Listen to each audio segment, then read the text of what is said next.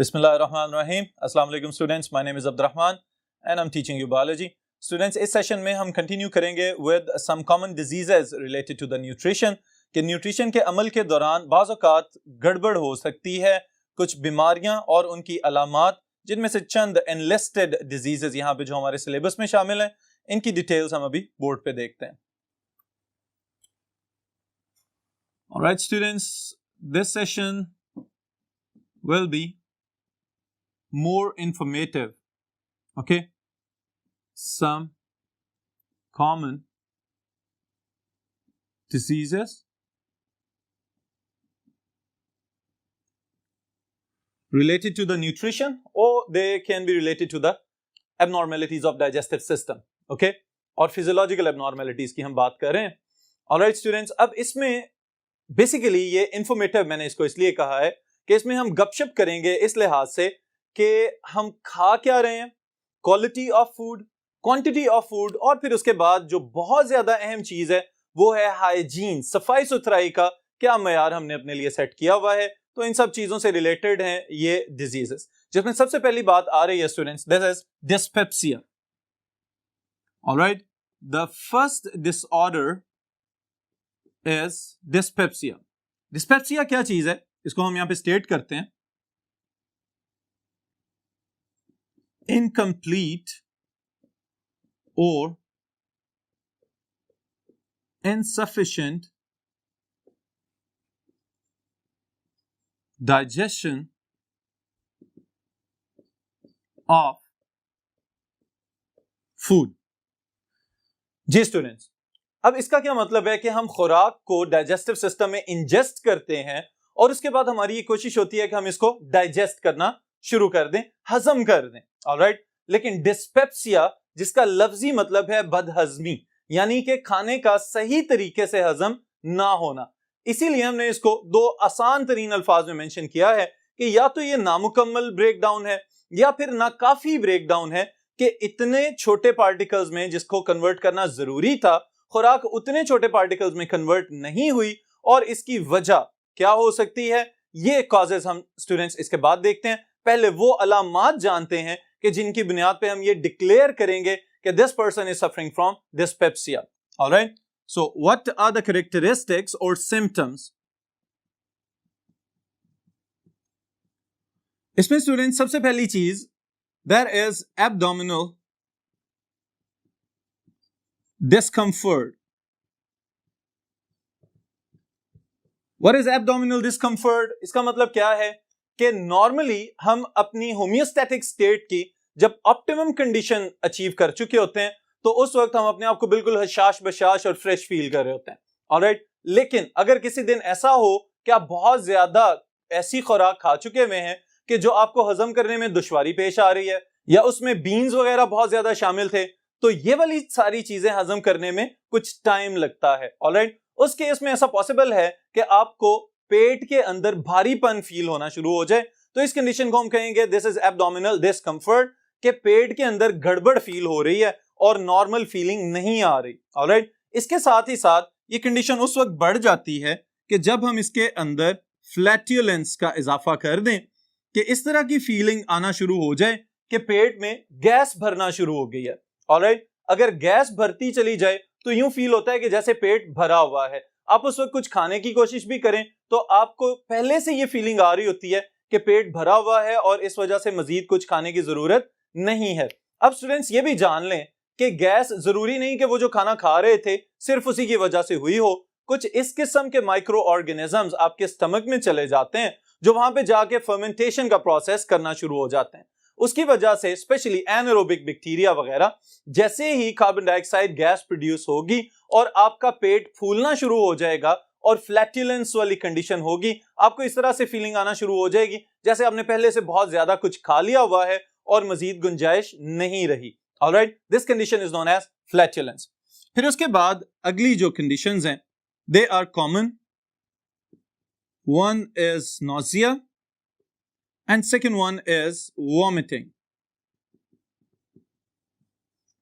Alright students, specially छोटी उम्र के बच्चों के अंदर ये कंडीशन हमें नजर आती है कि जैसे ही उनका पेट खराब होगा फौरन मतली आने वाली कंडीशन होगी, ऐसी फीलिंग आएगी कि दिल खराब हो रहा है और किसी भी वक्त उल्टी हो सकती है, और उल्टी कर देना, वॉमिट कर देना। तो ये दो बुनियादी अलामात इसके अंदर हम शामिल कर रहे हैं।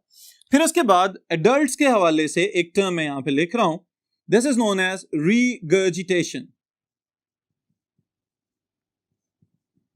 ऑलराइट स्टूडेंट्स, रीगर्जिटेशन के साथ एक और टर्म भी मैं मेंशन कर देता हूं, this is known as GERD. Okay, अब रीगर्जिटेशन या रीगर्जिटिटी, ये स्टेटमेंट या ये वर्ड निकला कहां से, इसको भी समझ लें।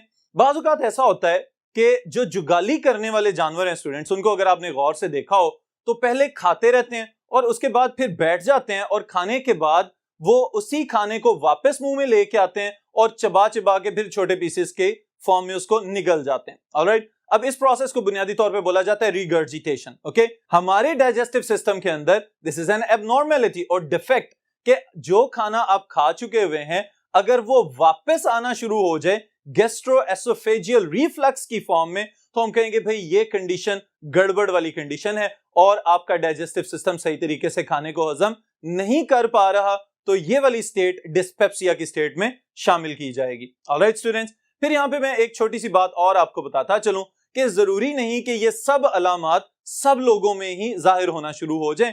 Different people have different symptoms of dyspepsia, depend करता है कि किस एज ग्रुप से आपका ताल्लुक है। ऑलराइट, और अगर एडल्ट्स हैं तो कहीं किसी और डिजीज के अंदर पहले से मुब्तला तो नहीं हो चुके हुए, तो इस वजह से हम यहां पे एक स्टेटमेंट लिख लेते हैं,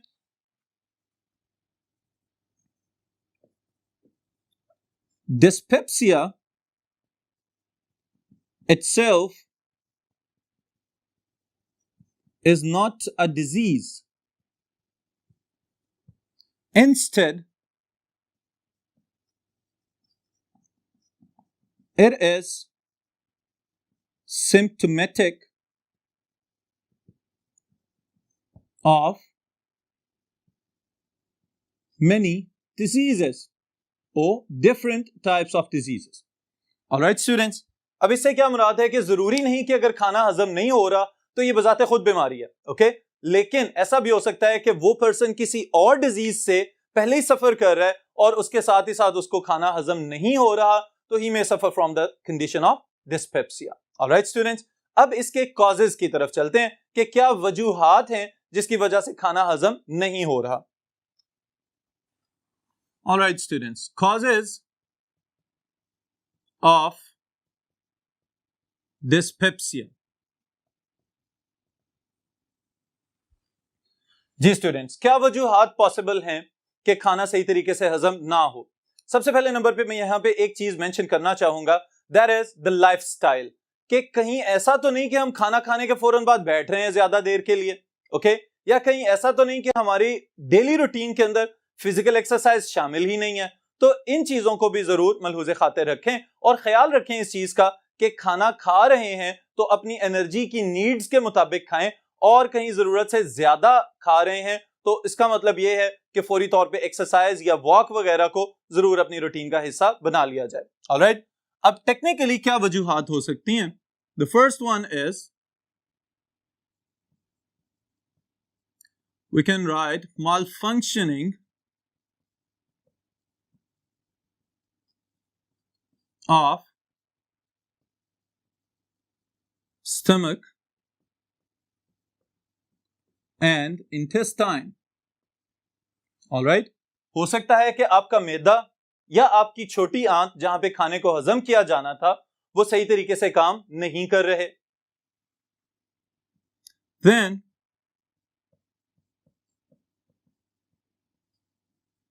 insufficient gastric secretions. ऑलराइट, ये भी पॉसिबल है कि जो गैस्ट्रिक जूस प्रोड्यूस होना था वो अपनी काफी मिकदार के लिहाज से, यानी जितनी मिकदार की जरूरत है उतना सिक्रीट नहीं हुआ, ये भी पॉसिबिलिटी है। फिर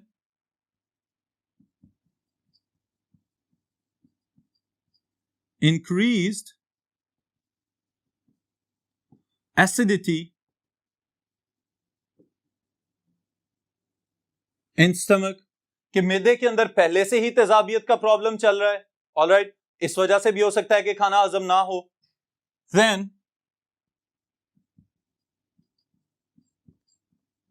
insufficient quantity or quality of bile secretions. Alright students, gall bladder के अंदर यानी पित्ते के अंदर जो पित्ते का पानी मौजूद है वहां पे भी हमने ये चीज स्टडी की थी कि फैट्स को इमल्सिफाई करने के लिए बहुत सारे सॉल्ट्स रिलीज किए जा रहे होते हैं. ओके, तो ये भी पॉसिबल है कि आपने बहुत ज्यादा फैटी फूड खा लिया है और अब उसको इमल्सिफाई करने के लिए नाकाफी सिक्रीशंस हैं, तो इसका मतलब ये है कि ये खाना भी सही तरीके से हजम नहीं होगा. ऑलराइट, तो ये सारी वजूहात पॉसिबली हो सकती हैं. और जैसा कि अभी मैंने आपको बताया था कि जरूरी नहीं कि हर इंसान में तमाम की तमाम अलामात या वजूहात एक ही जैसी हो.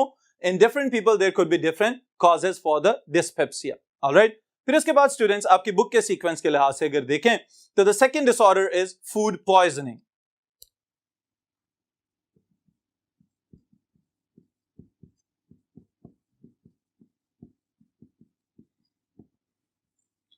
Alright, what is food poisoning? अब अगर हम अल्फाज के ऊपर गौर करें तो हमें यह समझ आती है कि जैसे खुराक के अंदर कोई जहरीलापन पैदा हो चुका हो. ऑलराइट, और ये बात किसी हद तक ठीक भी है कि अगर हम सफाई सुथराई का ख्याल नहीं रखेंगे, खाने से पहले अपने हाथ नहीं धोएंगे या वो खाना जो खाया जा रहा है उसको तैयार करते वक्त सफाई सुथराई का ख्याल नहीं रखा गया, तो ऐसे जर्म्स, ऐसे माइक्रो ऑर्गेनिजम्स उस खाने के ऊपर मौजूद होंगे कि जो हमारे डाइजेस्टिव ट्रैक्ट के अंदर जाके मखसूस किस्म के केमिकल्स रिलीज करते हैं जो कि हमारे लिए जहर की तरह काम करेंगे, और उसकी वजह से हमने इस टर्म का नाम रख दिया है फूड पॉइजनिंग. ऑलराइट, इसकी अगर स्टेटमेंट बनाना चाहें, the condition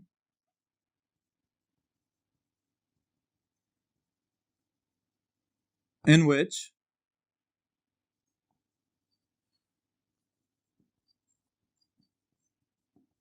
the digestive system is affected by toxins present in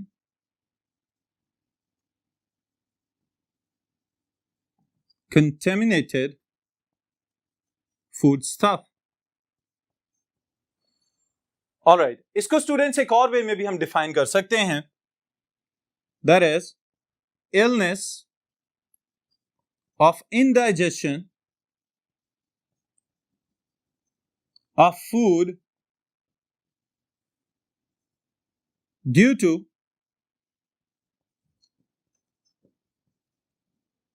toxic substances.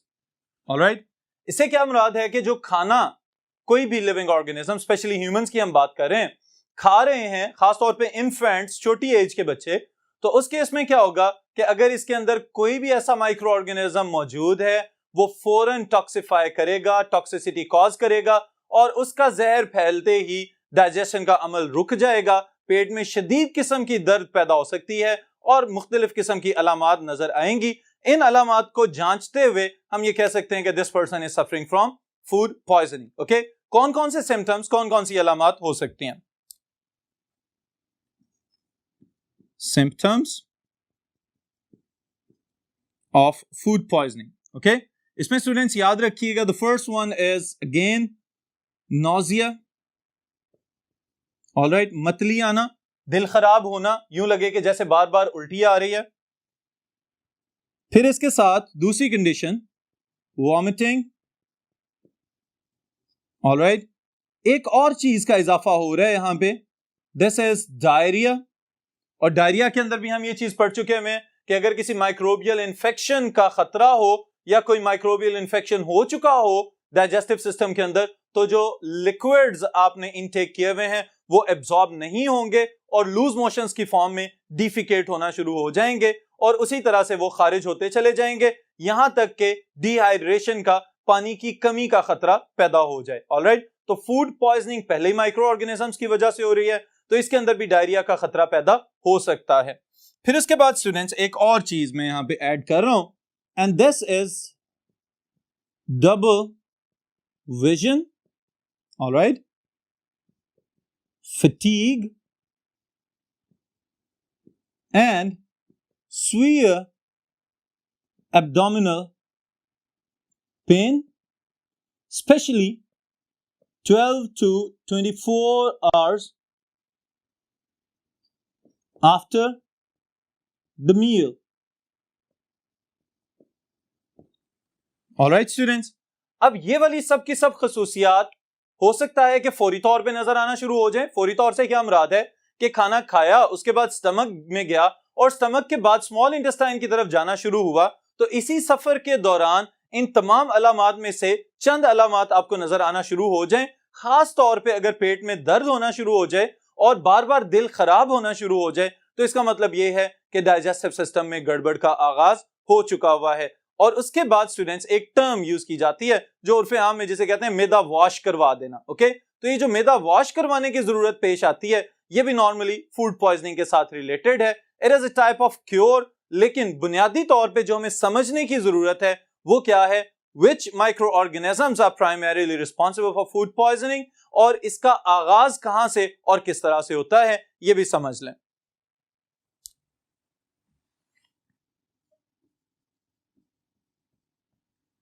Causes, यहां पे स्टूडेंट्स में नाम लिख रहा हूं दो बैक्टीरिया के, कंपाइलोबैक्टर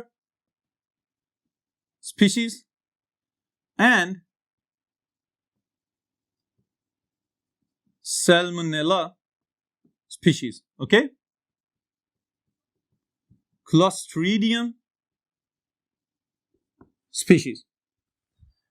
जी स्टूडेंट्स, अब ये जो बैक्टीरिया के नाम मैंने यहां पे मेंशन किए हैं, These are different genera, okay?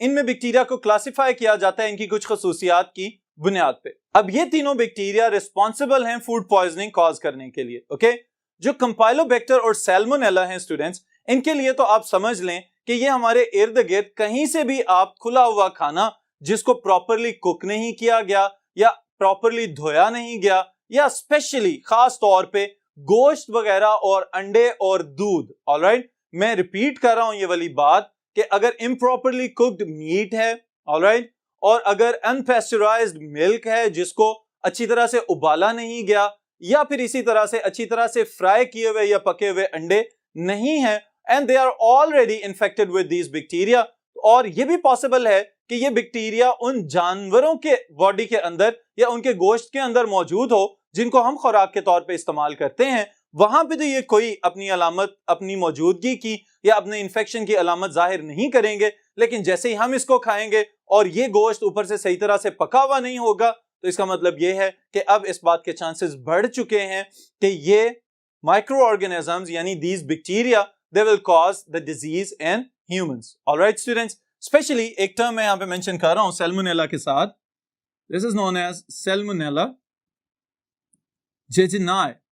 Alright, इसके नाम से आपको समझ आ जानी चाहिए कि ये वो बैक्टीरियम है कि जो बीमारी फैलाएगा आपके जेजनम वाले पार्ट में, स्मॉल इंटेस्टाइन को इफेक्ट करना शुरू करेगा। ऑलराइट, फिर इसी तरह स्टूडेंट्स जो क्लोस्ट्रीडियम मैंने यहां पे मेंशन किया है, clostridium botulinum, alright, this genus is already very famous due to its another member, और इसका नाम क्या है, क्लोस्ट्रीडियम टेटनाई। ऑलराइट, वो वाला बैक्टीरिया जो टेटनस का बायस बनता है, उसी जीनस से इस बोट्युलिनम स्पीशीज का भी ताल्लुक है, और ये स्वीयर किस्म की फूड पॉइजनिंग कॉज करता है, और इतनी स्वीयर कि डायरेक्टली अटैक कर देता है सेंट्रल नर्वस सिस्टम के ऊपर।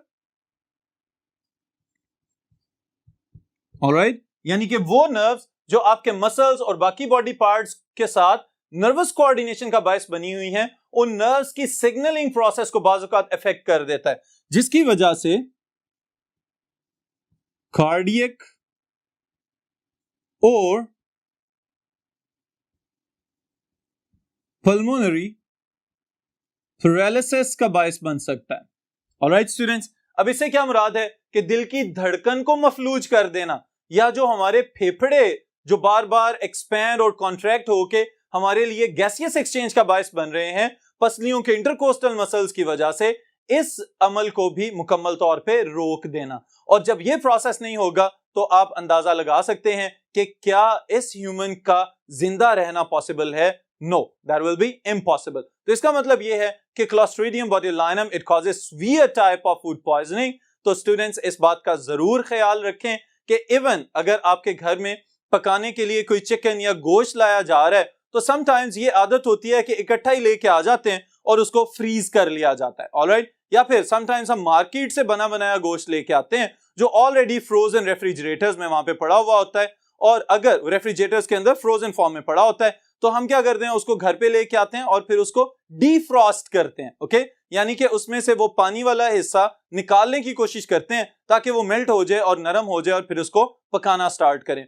अब याद रखिएगा यहां पे जो पानी इस डीफ्रॉस्टिंग की वजह से निकल रहा है उसके अंदर सैल्मोनेला की बहुत कसीर तादाद मौजूद होती है, और हमारे याद रखने के लिए यहां पे ये बात है कि वो पानी अगर किसी बर्तन को टच हो रहा है या इवन के हाथों को टच हो रहा है ड्यूरिंग कुकिंग तो हाथ भी धो लिए जाएं, बर्तन भी धो लिए जाएं और फिर उसके बाद इसको इस्तेमाल किया जाए, नहीं तो सैल्मोनेला डायरेक्टली कंज्यूम किया जा सकता है by those infants whose mothers are cooking inside the kitchen. Alright students, अगर वो इसी तरह बगैर धोए हाथों से आके बच्चों को खाना खिलाना शुरू कर दें या उन्हीं बर्तनों में आप खुद से खा लें तो उसका मतलब यह है कि आपने सैल्मोनेला को भी साथ ही इंजेस्ट कर लिया और फिर फूड पॉइजनिंग की अलामात जाहिर हो सकती हैं। Alright students, this was a brief explanation about the food poisoning. Okay? फिर उसके बाद नेक्स्ट जो टॉपिक आ रहा है that is obesity, मोटापा।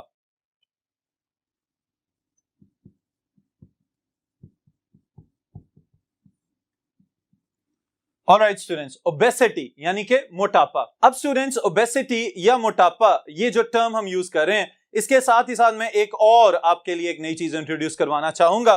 This is known as BMI. Alright, BMI is what? Body Mass Index.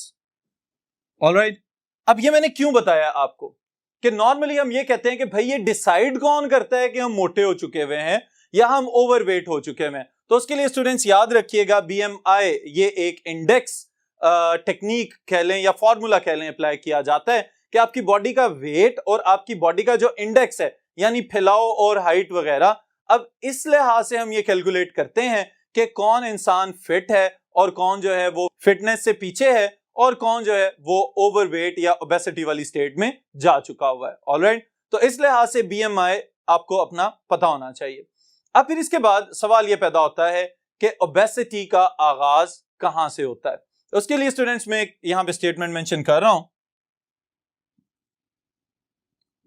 Taking in calories that we do not need.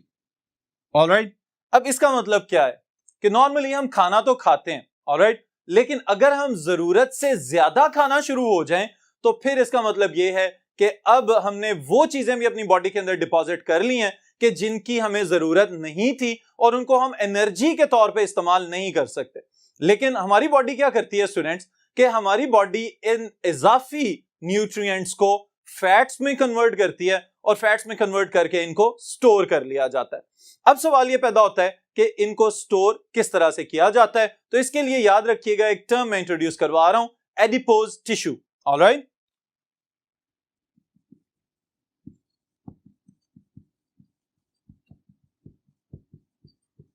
adipose tissue. Now, many small fat molecules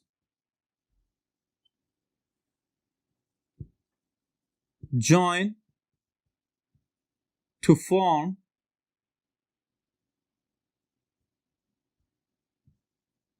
one big globule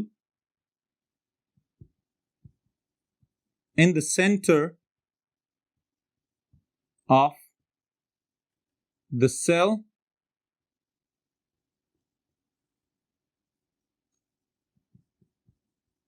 of adipose tissue.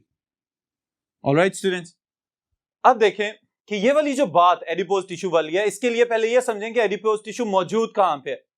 हमारे liver और kidneys और skin के नीचे white colour की चर्बी की layers मौजूद होती हैं। ओके, अब स्टूडेंट्स ये वाली जो व्हाइट कलर की चर्बी हमें नजर आती है, असल में इसमें भी लिविंग सेल्स मौजूद होते हैं, that make up the adipose tissue. Alright, अब इसका मतलब क्या है कि फैट स्टोरेज टिश्यू, वो टिश्यू जिसका काम ही ये है कि जो कार्बोहाइड्रेट्स या प्रोटीन्स या फैट्स आप जरूरत से ज्यादा खा चुके हुए हैं उनको स्टोर कर लेना। लेकिन इस स्टोरेज के साथ ही साथ नुकसान कब होता है कि जब हम ओबेसिटी की जानिब जाना शुरू हो जाते हैं।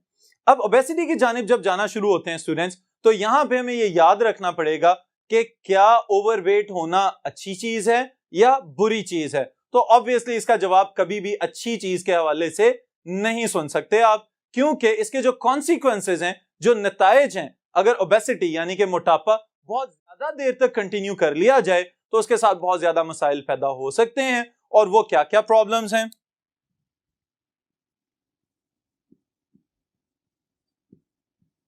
Consequences, नताइज, the obese people, they can more frequently or easily suffer from diabetes, sugar हो सकती है इनको, high blood pressure,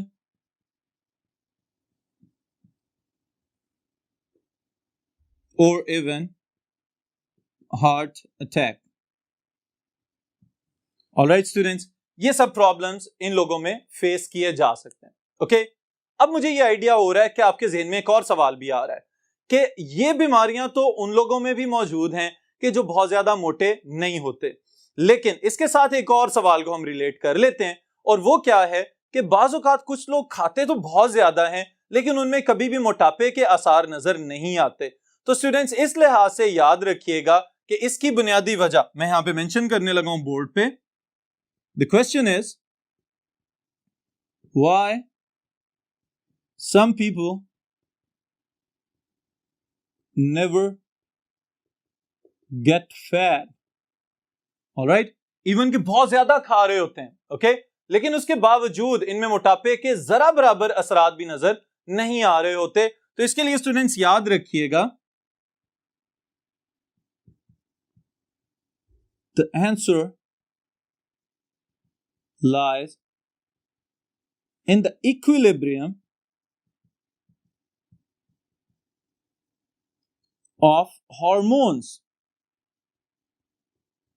Alright, अब ये वाला पॉइंट जो मैंने यहां पे मेंशन किया है बहुत अहम है आपके समझने के लिए कि हमारी बॉडी के अंदर जो मेटाबॉलिक प्रोसेस चल रहा है स्टूडेंट्स, इसके अंदर फैट्स बनाए भी जा रहे हैं और तोड़े भी जा रहे हैं। हमारी बॉडी के अंदर गुड फैट्स भी मौजूद हैं और बैड फैट्स भी मौजूद हैं।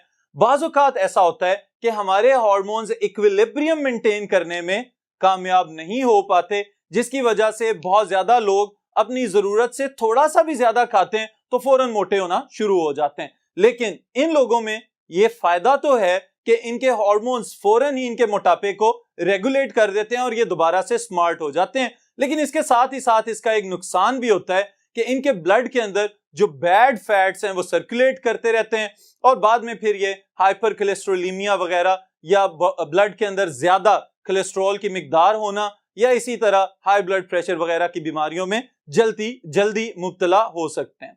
ऑलराइट स्टूडेंट्स, तो ये अगर फायदे हैं तो साथ ही साथ नुकसान भी हैं। और फिर एक और बुनियादी वजह कि जिसको हम बिल्कुल झुटला नहीं सकते, दैट इज द हेरिडिटी, कि ये भी पॉसिबल है कि ये वाली खसूसियत यानी कि बहुत ज्यादा खाना लेकिन उसके बावजूद मोटा ना होना, ये वाली खसूसियत हो सकता है कि आबाओ अजदाद से चलती चली आ रही हो और वो कभी भी मोटे हो ही ना। तो ये भी पॉसिबिलिटी हमें नजर आ सकती है। ऑलराइट स्टूडेंट्स, तो ये डिसऑर्डर्स हम फिलहाल यहीं तक इसको रोकते हैं, फिर जो अगले डिसऑर्डर्स हैं इनको इंशाल्लाह कंटिन्यू करेंगे नेक्स्ट सेशन के अंदर।